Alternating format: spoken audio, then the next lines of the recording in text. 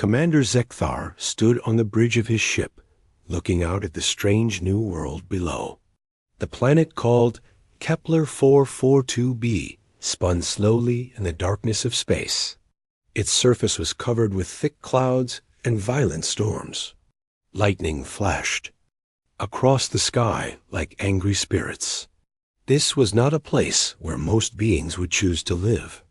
"Commander, we are receiving a signal from the surface," said his communications officer. The voice came through the ship's speakers, speaking in the common galactic language.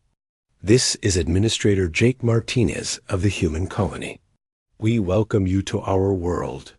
Please land at the coordinates we are sending you." Zekthar nodded to his crew.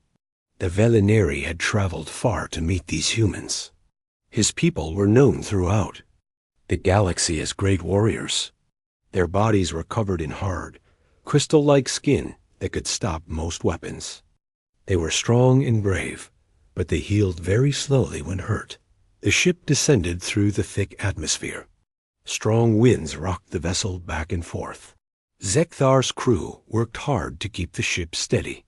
Through the windows, they could see the human settlement below. It looked small and fragile against the harsh landscape. "These humans must be very tough to live here," said Sub-Commander Yixtal. "This world would kill most species in days." Zekthar agreed. He had read the reports about Earth, the human home world. It was listed as a Class 12 Deathworld in the galactic databases. Very few planets were more dangerous to live on. The ship landed near the human colony with a loud thud. Steam rose from the hot metal as cold rain hit the hull. Zekthar put on his ceremonial armor and checked his weapons.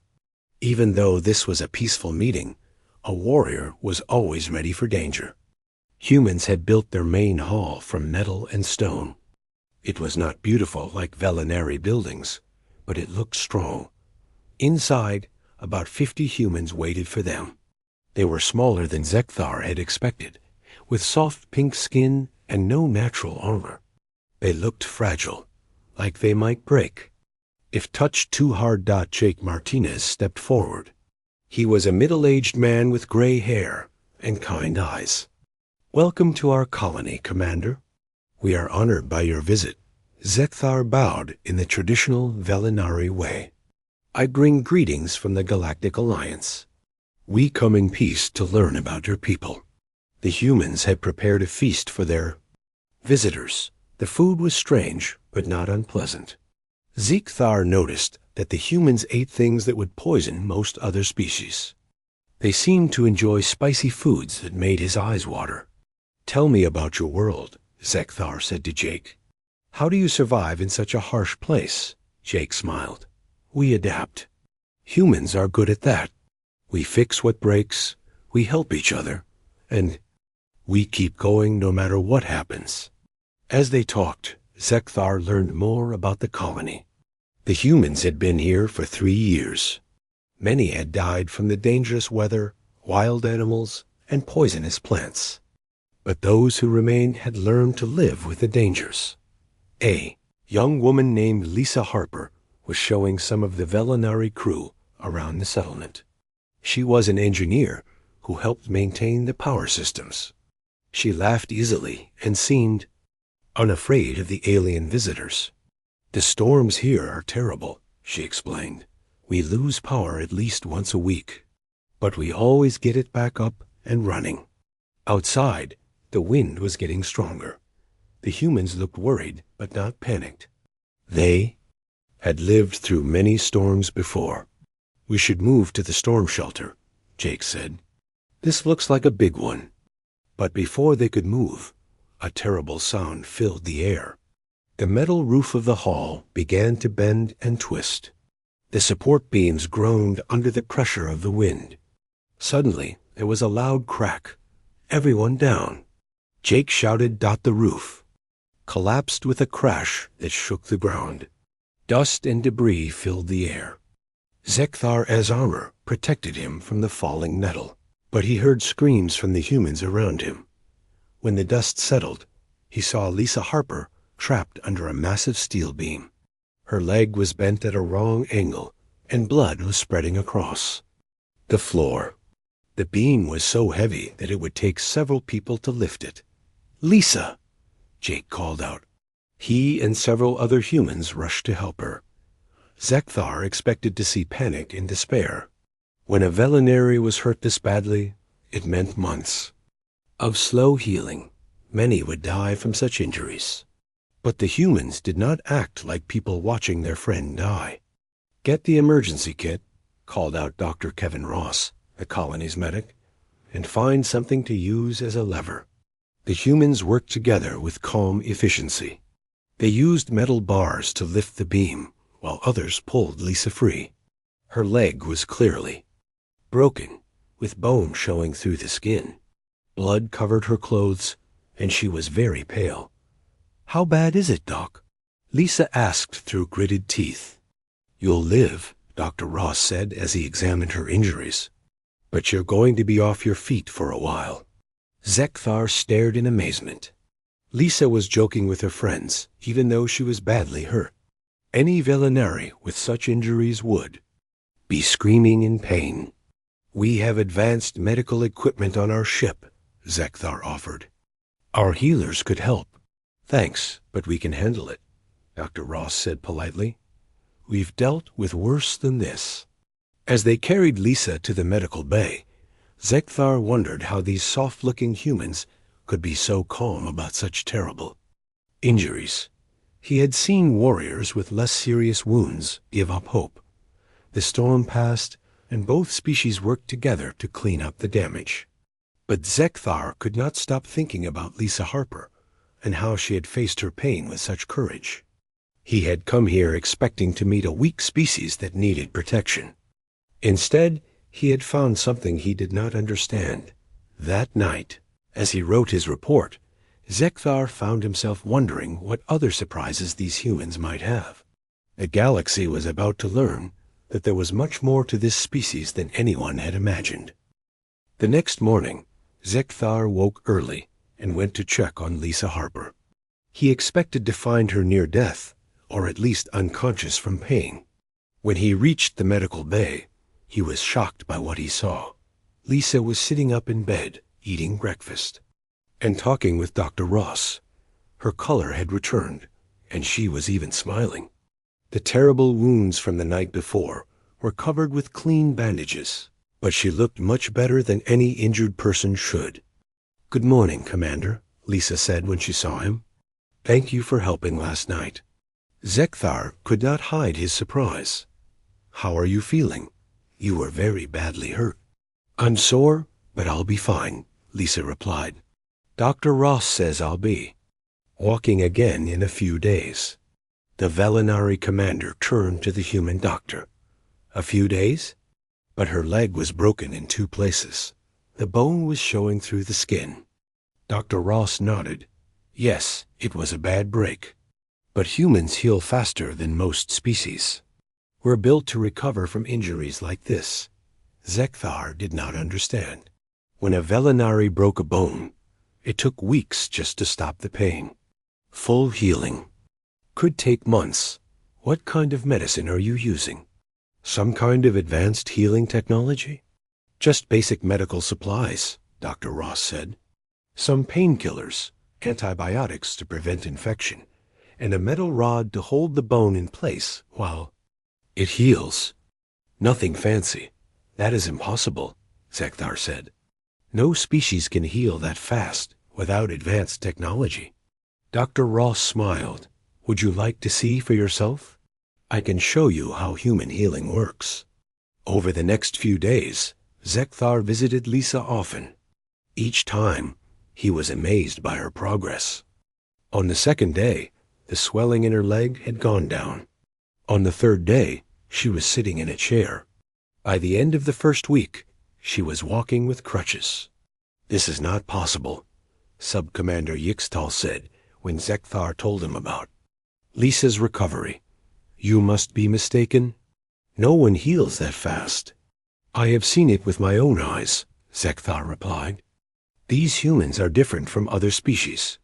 During the day, Both species worked together to repair the damage from the storm.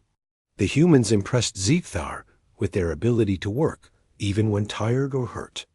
Several colonists had minor injuries from the collapse, but none of them stopped working. A man named Tony Silva had a deep cut on his arm, but he kept working on the power systems. A woman named Kate Brooks had bruised ribs, but she continued to organize the repair teams. In any other species, these injuries would have meant days of rest. Do you not feel pain like other beings? Ziegthar asked Jake Martinez. Jake laughed. We feel pain. We just don't let it stop us from doing what needs to be done. On a world like this, you can't afford to give up every time you get hurt. Ziegthar began to watch the humans more carefully. He noticed that they ate foods that would make other species sick. They worked in temperatures that would kill most beings. They seemed to thrive in conditions that others would find unbearable. Commander, Dr. Ross said one afternoon, would you like to understand how human healing works? I can explain it to you. Ziegthar nodded eagerly. He had been wondering about this since the accident. Come with me, Dr. Ross said, leading him to the medical bay. Let me show you something. The doctor took out a small knife and made a tiny cut on his own arm. Blood appeared immediately, but within seconds it began to clot. Watch, he said. Ziegthar stared as the bleeding stopped within minutes. How is that possible? Human blood clots very quickly, Dr. Ross explained. Our bodies are designed to stop bleeding fast. Then our cells begin to repair the damage right away. How long will it take to heal completely? Ziegthar asked. This small cut? Maybe a week. A bigger injury, like Lisa's broken leg, will take about 6 weeks for the bone to heal strong enough to walk on normally. Ziegthar was amazed. A similar injury would take a Velinari 3 to 4 months to heal. Why do humans heal so much faster? Doctor. Ross thought for a moment. Earth is a dangerous place. Humans who could heal quickly were more likely to survive and have children. Over millions of years, we evolved to recover from injuries faster than most species. But surely you must have limits, Ziegthar said. There must be injuries that would kill a human. Of course, Dr. Ross agreed. But we can survive things that would kill most other species. We're harder to kill than we look. That evening, Ziegthar sat in his quarters writing his daily report to the Galactic Alliance. He tried to explain what he had learned about human healing, but he knew his superiors would not believe him. The other species in the Alliance healed much more slowly than humans. A knock at his door interrupted his thoughts. It was Lisa Harper, walking without crutches. I wanted to thank you again for your help, she said. And to give you this? She handed him a small metal object. It's a tool we use to fix power systems. I made it myself. Ziegthar took the gift and examined it carefully. It was beautifully made, with precise details that showed great skill. You made this yourself? Even with your injuries? Lisa smiled. I've been working on it for the past few days. Keeping busy helps me heal faster. After she left, Ziegthar sat staring at the tool. Lisa had made this beautiful object while recovering from injuries that would have left a Velinari bedridden for weeks. These humans were not just healing faster. They were staying active and productive. While they healed Dot, he looked out the window at the colony. Even in the darkness, he could see humans working to repair the storm damage. They never seemed to stop, never seemed to give up. Their bodies healed quickly, but their spirits seemed unbreakable. Ziegthar began to understand that he was witnessing something unprecedented in galactic history. These humans were not just another species to be catalogued and filed away. They were survivors from a world so dangerous that it had forged them into something new. The next morning, Lisa was back at work, fixing the power systems that had been damaged in the storm. She moved carefully because of her healing leg, but she was working. Any other species would still be in bed, slowly recovering. Remarkable, Zekthar said to himself as he watched her work. Absolutely remarkable. He made a decision. He would request permission to extend his stay on this world. There was much more to learn about these humans, and he suspected that the galaxy was not ready for what they might discover. As he sent his request to the Alliance, Zekthar wondered what other surprises these resilient humans might have. He had a feeling that their rapid healing was just the beginning of understanding what made them special. 2 weeks had passed since the storm, and Zekthar could not stop thinking about what he had seen. Lisa Harper was now walking normally, with only a slight limp to show she had ever been hurt. The other injured colonists had also recovered much. Faster than should have been possible, Zekthar's curiosity finally got the better of him. He found Dr. Ross working in the medical bay, checking supplies. "Doctor, I must ask you something," Zekthar said. "What kind of advanced healing technology are you really using?" "I have seen your equipment, and it looks very basic." Dr. Ross looked up from his work and smiled. "Commander, we're not using any special technology. This is just how human bodies work." "That cannot be true," Zekthar insisted. "No species heals that fast naturally." "Would you like me to explain how human healing works?" Dr. Ross asked. "It might help you understand." Zekthar nodded eagerly. "Sit down," Dr. Ross said, pointing to a chair. "Let me tell you about the human body." The doctor took out a medical book and opened it to a page with pictures of human anatomy. "When a human gets hurt, our blood immediately begins to clot. Special cells called platelets stick together to stop the bleeding. At the same time, our immune system starts fighting any germs that might cause infection. All species do this," Zekthar said, "but much more slowly." "That's right," Dr. Ross agreed. "But humans do it faster. Our bodies produce new cells to replace damaged ones very quickly. A cut on the skin starts healing within hours. Broken bones begin to mend within days." Zekthar shook his head. "This still seems impossible to me." Dr. Ross thought for a moment. "Let me show you something that might help." He took out a small device and pricked his finger with it. A drop of blood appeared. "Watch carefully," he said. Zekthar stared as the bleeding stopped within seconds. The tiny wound was already beginning to close. "How long would it take for this to heal completely?" Zekthar asked. "Maybe 2 or 3 days," Dr. Ross replied. "For a Velinari, how long would it take?" "At least 2 weeks," Zekthar admitted. "Maybe longer." "That's the difference between our species," Dr. Ross said. "Humans evolved on a world where quick healing meant survival." Zekthar was quiet for a long moment. Then he said, "Would you be willing to do an experiment to prove to my crew that humans really heal this fast?" Dr. Ross looked curious. "What kind of experiment?" "Let me make a small cut on my arm, and you make the same cut on your arm. Then we can compare how fast we heal." Dr. Ross looked concerned. "Commander, I don't want to hurt you." "It will be a very small cut," Zekthar assured him. "Just enough to show the difference." After some discussion, Dr. Ross agreed.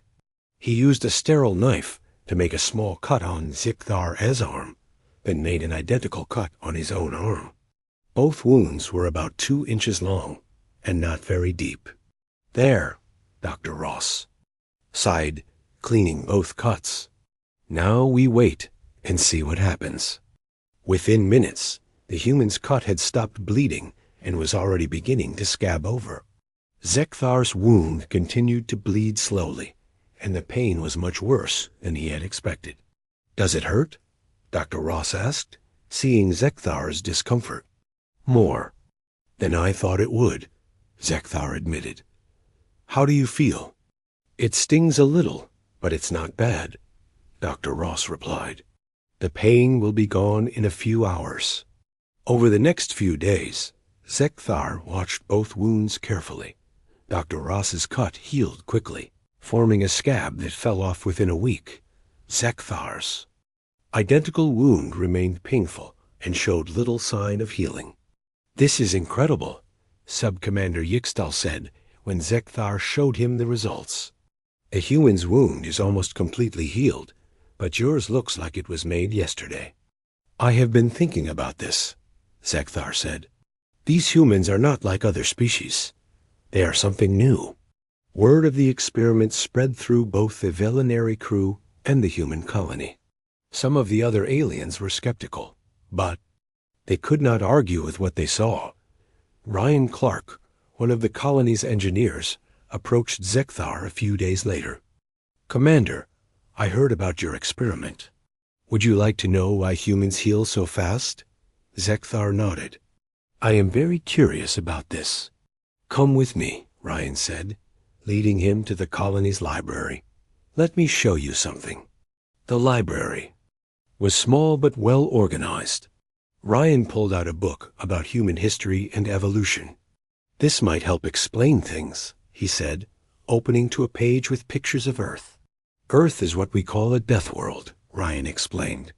"It's one of the most dangerous planets in the galaxy. Earthquakes, volcanoes, hurricanes, floods, droughts, ice ages. Our planet has tried to kill us in every way possible." Zekthar studied the pictures. They showed massive storms, rivers of lava, and other natural disasters. "How did humans survive?" "In such conditions, we adapted," Ryan said. "Over millions of years, only the toughest humans survived to have children. Our bodies learned to heal quickly because those who couldn't heal fast died young." "You mean your healing ability is the result of evolution?" Zekthar asked. "Exactly," Ryan replied. "Humans who could recover from injuries quickly were more likely to survive and pass on their genes. After millions of years, all humans became fast healers." Zekthar was beginning to understand. "So this is not technology at all. It is biology." "That's right," Ryan said. "Our bodies are designed to survive in a hostile environment. Fast healing, strong immune systems, high pain tolerance, these are all natural human abilities." "What other abilities do humans have?" Zekthar asked. Ryan smiled. "We're very adaptable. We can live in many different environments. We can eat foods that would poison other species. We can work in extreme temperatures. We don't give up easily when things get difficult. And all of this comes from living on a dangerous world?" Zekthar asked. "Earth made us tough," Ryan said. "It had to. Only the strong survived." That evening, Zekthar called a meeting with his crew. He showed them the results of his healing experiment and explained what he had learned about human evolution. "This cannot be true," said Communications Officer Dexron. "No species could evolve such abilities naturally." "I have seen the evidence," Zekthar replied. "These humans are exactly what they appear to be, survivors from a world that tried to kill them for millions of years." "What does this mean for the Galaxy Alliance?" asked Sub-Commander Yixtal. Zekthar thought carefully before answering. "I think it means we need to reconsider what we know about species development. These humans may be unique in the galaxy." "Should we be concerned?" Yixtal asked. "If they are so resilient, could they be dangerous?" "I do not think so," Zekthar said. "They seem peaceful and friendly. But I think we should be very careful not to underestimate them." As the meeting ended, Zekthar realized that his understanding of the galaxy had changed. He had always thought that advanced technology was what made a species powerful. But these humans had achieved something remarkable through biology alone. He looked out at the colony, where humans continued to work, even in the harsh conditions of their new world. They were not just surviving, they were thriving. And they were doing it with nothing but their own natural abilities. The galaxy was about to meet a species unlike any other. Zekthar wondered if the other races were ready for what was coming. Zekthar had been on the human colony for a month now, and every day brought new surprises. His wound from the healing experiment was finally starting to close, while Dr. Ross's identical cut had healed completely weeks ago. But the commander's curiosity about these remarkable beings had only grown stronger. He found himself spending more time with Dr. Amy Foster, the colony's historian and teacher.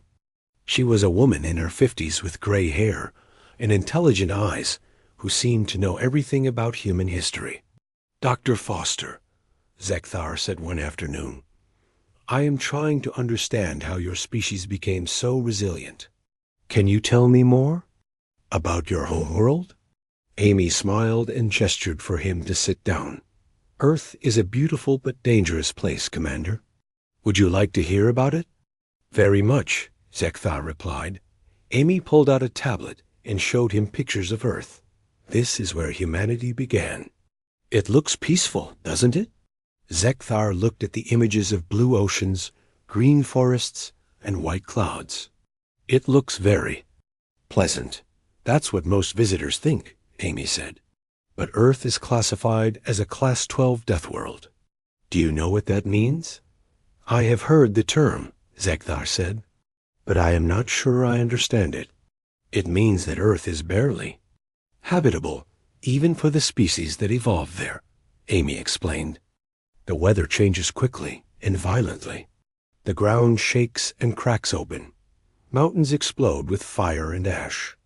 The air can become poison, and the water can turn to ice." She showed him more pictures: massive storms, earthquakes, volcanic eruptions, and floods. "Humans have lived through all of this, Commander. For millions of years, our world has tried to kill us." "How did you survive?" Zekthar asked. "We adapted," Amy said simply. "The humans who could heal quickly survived. Those who could handle pain survived. Those who never gave up survived. Over time, all humans became like this." Zekthar studied the images carefully. "These disasters look terrible. How often do they happen?" "All the time," Amy replied. "Somewhere on Earth, there is always a storm, an earthquake, a flood, or a fire. Humans learned to live with constant danger." "And this made you stronger?" Zekthar asked. "In many ways, yes," Amy said. "But it also made us something else. It made us human. We learned to help each other, to work together, to never give up hope." Amy showed him pictures of humans helping each other during disasters. People pulling others from collapsed buildings, sharing food during famines, and rebuilding their homes after floods. "We learned that we are stronger together than alone," she said. "When one person falls, others help them up. When one person is hurt, others heal them. When one person is lost, others find them." Zekthar was beginning to understand. "So your healing ability is just one part of being human?" "Exactly," Amy said. "We heal quickly because we had to. But we also learned to be brave, to be kind, to be stubborn. All of these traits helped us survive." "What other abilities do humans have that other species might not?" Zekthar asked. Amy thought for a moment. "We can eat almost anything. We can live in very hot or very cold places. We can work for long periods without rest. We can function with very little sleep. We can handle high levels of stress. And you can do all of this without technology?" Zekthar asked. "Our bodies and minds adapted to survive," Amy said. "We didn't need technology to become tough. We needed to become tough to develop technology." Over the following days, Zekthar observed the colonists more carefully. He noticed that they worked 12-hour shifts in conditions that would exhaust most species after a few hours. They ate foods that would make a veterinary sick. They slept only 6 hours a night and woke up ready to work again. "Are you not tired?" he asked Tony Silva, who had been working on the power systems for 14 hours straight. "I'm tired," Tony admitted, "but the work needs to be done. We'll rest when it's finished." Zekthar had never seen such dedication in any species. His own people were brave warriors, but they knew when to rest and recover. These humans seemed to push themselves beyond what should be possible. He decided to send a detailed report to the Galactic Alliance about what he had learned. He spent hours writing, trying to explain how remarkable these humans were. Sub-Commander Yixtal, he called. Please send this report to Alliance headquarters immediately. A few days later, he received a reply. The message was short and dismissive. Commander, Zekthar, your report contains several impossible claims about human abilities. Please verify your information and send a corrected report. The Alliance Science Division has reviewed your data and found it to be inaccurate. Zekthar stared at the message in frustration. They do not believe me? He said to Yixtal. Perhaps they think you are being fooled by human technology, Yixtal suggested. I have lived among these people for weeks, Zekthar replied. I have seen their medical equipment. I have watched them work. Everything I reported is true. Then why do the Alliance leaders not believe you? Yixtal asked. Because they have never seen anything like this before, Zekthar said. They think all species develop the same way. That evening, Zekthar walked through the colony, thinking about the Alliance's response. He watched Kate Brooks organizing the night shift with easy efficiency. She had been working for 10 hours already, but she showed no signs of fatigue. Commander, she called out, would you like to join us for dinner? We're having a celebration tonight. What are you celebrating? Zekthar asked. We finished repairing all the damage from the storm, Kate said. It took us a month of hard work, but we did it. The celebration was held in the main hall, which had been completely rebuilt. The humans had not just fixed the damage, they had made the building stronger than before. They sang songs, told stories, and shared food with their alien visitors. Commander, Jake Martinez said, approaching with a drink. I hear the Alliance doesn't believe your reports about us. How did you know about that? Zekthar asked. Word travels fast in a small colony, Jake replied. Don't worry about it. Most species have trouble understanding humans at first. You do not seem concerned? Zekthar observed. We're used to being underestimated, Jake said. People look at us and see soft, weak creatures. They don't understand that we're survivors. What will happen when other species learn the truth about humans? Zekthar asked. Jake smiled. I guess we'll find out. But I'm not worried. Humans have been adapting to new challenges for millions of years. We'll figure it out. As the celebration continued, Zekthar realized that the humans were not just physically resilient, they were mentally and emotionally tough as well. They faced uncertainty with optimism, challenges with determination, and setbacks with humor. Dr. Foster, he said, finding the historian near the food table. I have a question about human nature. What would you like to know? Amy asked. Why? Are humans so optimistic? You live on a dangerous world. You face constant challenges. Yet you always seem hopeful about the future. Amy laughed. Commander, if we weren't optimistic, we would have given up millions of years ago. Hope is what keeps us going when things get tough. But surely you must sometimes despair? Zekthar asked. Of course we do, Amy said. But we don't. Stay that way. We get back up, we try again, we find a new way forward. That's what humans do. Even when the situation seems impossible? Zekthar asked. Especially then, Amy replied. Humans are at their best when things look hopeless. That's when we become most creative, most determined, most united. Zekthar spent the rest of the evening talking with different colonists, learning about their individual stories. Each person had faced hardships that would have broken most beings, yet they had not only survived, but thrived out as the celebration. Wound down, Zekthar realized that he had witnessed something unprecedented in galactic history. These humans were not just another species to be catalogued and filed away. They were survivors from a world so hostile that it had forged them into something entirely new. He looked around at the celebrating humans and made a decision. Whether the Alliance believed his reports or not, he would continue to study these remarkable beings. The galaxy needed to understand what humanity truly was, and he would make sure that understanding came to pass. The universe was about to change, and Zekthar wanted to be ready for what was coming. The alarm screamed through the colony at dawn. Zekthar jumped from his bed and ran to the command center, where Jake Martinez was staring at a screen filled with red warning lights. "What is happening?" Zekthar demanded. "Krexenary raiders," Jake said grimly. "A whole fleet of them, coming straight for us." Zekthar's blood ran cold. The Krexenary were known throughout the galaxy as brutal slavers who cared nothing for Alliance protection laws. They attacked weak colonies, captured the inhabitants, and sold them on the black market. "How many ships?" Zekthar asked. 12 warships, Jake replied. "They'll be here in 2 hours. "We must evacuate immediately," Zekthar said. "My ship cannot fight 12 Krexenary vessels." "We're not leaving," Jake said calmly. "This is our home." "You cannot fight them," Zekthar protested.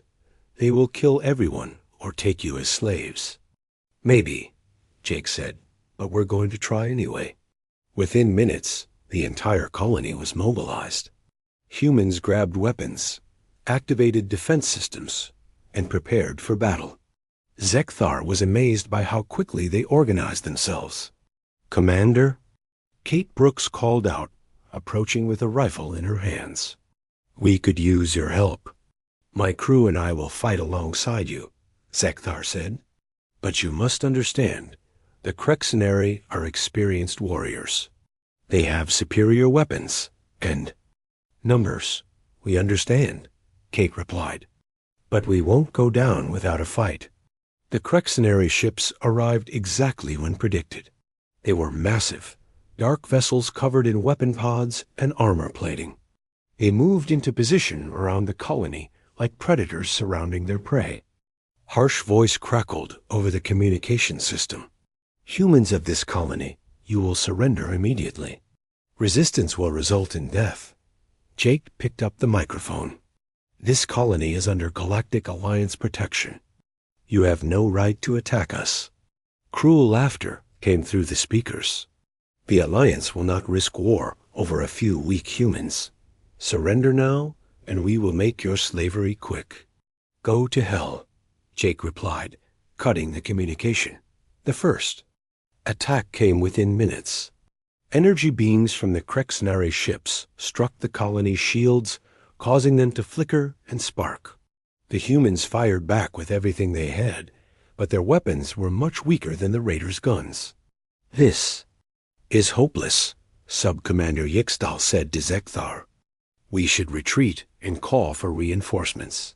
"The humans will not abandon their home," Zekthar replied. "And I will not abandon them." The battle raged for hours. The Krexenary ships pounded the colony's defenses while human fighters launched desperate attacks. Zekthar fought alongside Tony Silva and Ryan Clark, impressed by their courage and skill. During a particularly fierce exchange, an explosion threw Zekthar against a wall.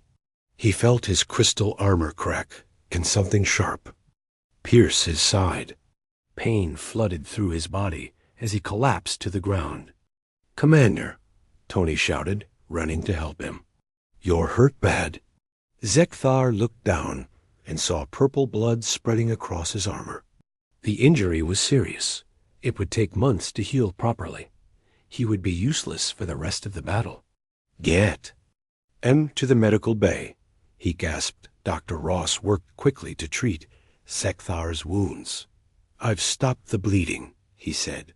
"But you need to rest. This kind of injury will take time to heal." "How long?" Zekthar asked. "For a Velinari?" "At least 3 months before you can fight again," Dr. Ross replied. "I'm sorry, Commander. You're out of this battle." As Dr. Ross worked, more wounded fighters were brought to the medical bay. Zek-Thar watched in amazement as humans with similar injuries were treated and sent back to fight. Steve Murphy, who had just arrived with reinforcements from another colony, came in with a broken arm. Dr. Ross set the bone, gave him painkillers, and put the arm in a sling. "How long before I can fight again?" Steve asked. "Give it a few days," Dr. Ross said. "Maybe a week to be safe." "A week?" Zek-Thar said in disbelief. "His bone is broken. It's not that bad," Steve said. "I've had worse." Over the next several days, Zek-Thar lay in the medical bay, unable to fight while the battle continued around him. He watched as humans came in with terrible injuries, burns, cuts, broken bones, and worse. But instead of staying down for months like a Velinari would, they healed quickly and returned to battle. Lisa Harper came in with second-degree burns on her arms from an explosion. Within 3 days, she was back at her post, operating the colonies. Power systems. Kate Brooks arrived with a deep gash in her leg that would have sidelined any other species for weeks. She was walking normally again in 5 days. "This is impossible," Zek-Thar said to Dr. Ross. "How can they heal so fast?" "They're human," Dr. Ross replied simply. "This is what we do." The battle turned when Captain Steve Murphy's reinforcements arrived. Fresh human fighters poured into the colony, ready to fight. But what impressed Zek-Thar most was that many of the new fighters were people he had seen wounded days earlier. "That woman," he said, pointing to a fighter running past the medical bay. "She was here yesterday with a concussion." "That's Sarah Williams," Dr. Ross said. "She's feeling better now." "But she was unconscious for hours," Zek-Thar protested. "Humans recover from head injuries faster than most species," Dr. Ross explained. "As long as there's no serious brain damage, we bounce back pretty quickly." The Krexenary had not expected such fierce resistance. They had attacked thinking they would face a weak colony that would surrender quickly. Instead, they found themselves fighting enemies who seemed to get stronger the more they were hurt. "Commander," Jake Martinez said, visiting Zek-Thar in the medical bay, "the Krexenary are retreating. We won." "How?" Zek-Thar asked weakly. "You were outnumbered and outgunned." "We never gave up," Jake said. "Every time they knocked us down, we got back up and kept fighting.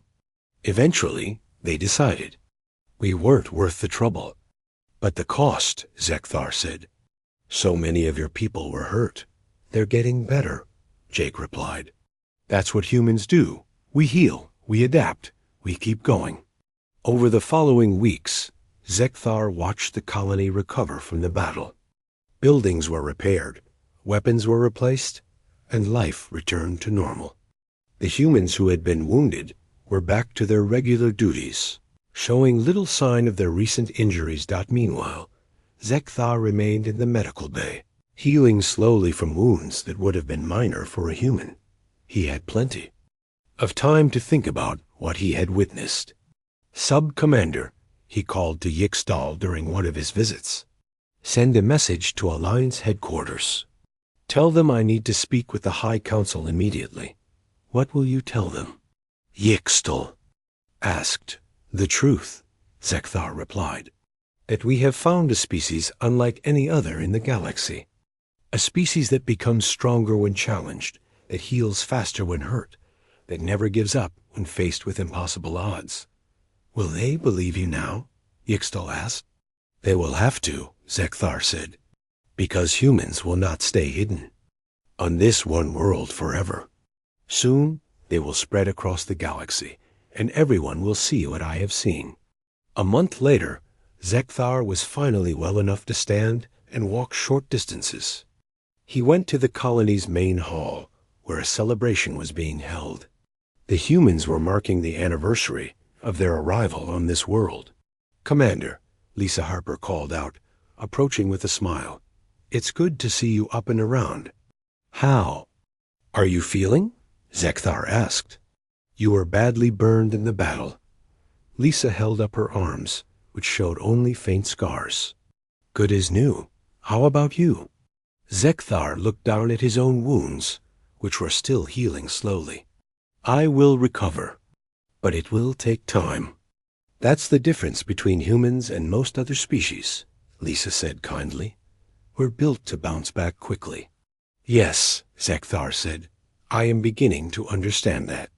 As the celebration continued around him, Zekthar realized that his time on this world had changed him. He had come here expecting to meet a weak species that needed protection. Instead, he had found the most resilient beings in the galaxy. The next morning, he sent his final report to the Galactic Alliance. In it, he wrote, "I have spent 3 months among the humans, and I can say with certainty that they are unlike any species we have encountered. They heal from injuries that would kill most beings. They work in conditions that would break others. They face impossible odds with determination and hope. They are not just another species to be catalogued. They are survivors from a world. That made them nearly indestructible. The galaxy is about to change, and we must be ready for what humanity will bring to the stars." As he prepared to leave the colony, Zekthar took one last look at the humans who had become his friends. They were already planning new expansions, new colonies, new challenges to overcome. Nothing seemed to stop them. Nothing seemed to break. Their spirit. The universe had no idea what was coming, but Zekthar did. Humanity was about to take its place among the stars, and the galaxy would never be the same again.